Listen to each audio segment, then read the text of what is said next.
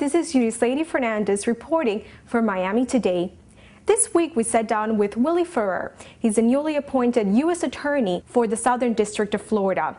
In this role, he is the Chief Federal Law Enforcement Officer for the district that covers everything from Key West all the way up to Vero Beach. Mr. Ferrer said he really wants to focus on strengthening the partnerships with local, state, and federal law enforcement agencies in cases and investigations. He said his top priorities include fighting terrorism, public corruption, and the number one is combating fraud.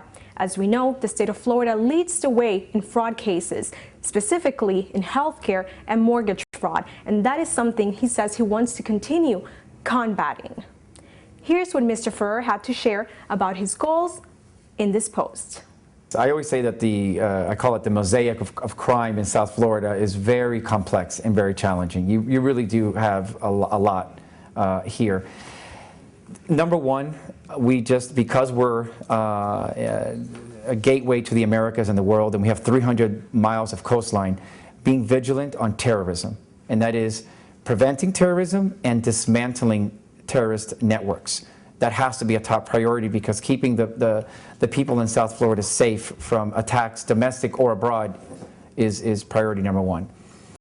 We also, I believe, one of my other priorities is we got to continue to step up our efforts on public corruption.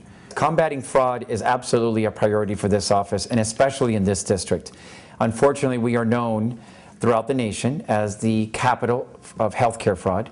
We're also known as ground zero for mortgage fraud. We have one of the highest incidents of mortgage fraud in the country.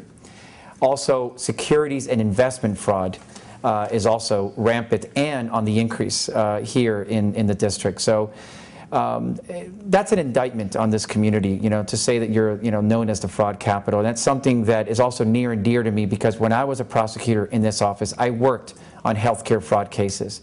And the reason that it's so important is because not only does fighting this kind of fraud help our economy, because billions of dollars are being wasted every year nationwide on this type of fraud, but that money should be going to the elderly, and it should be going to those who are ill, not to fatten the pockets of criminals.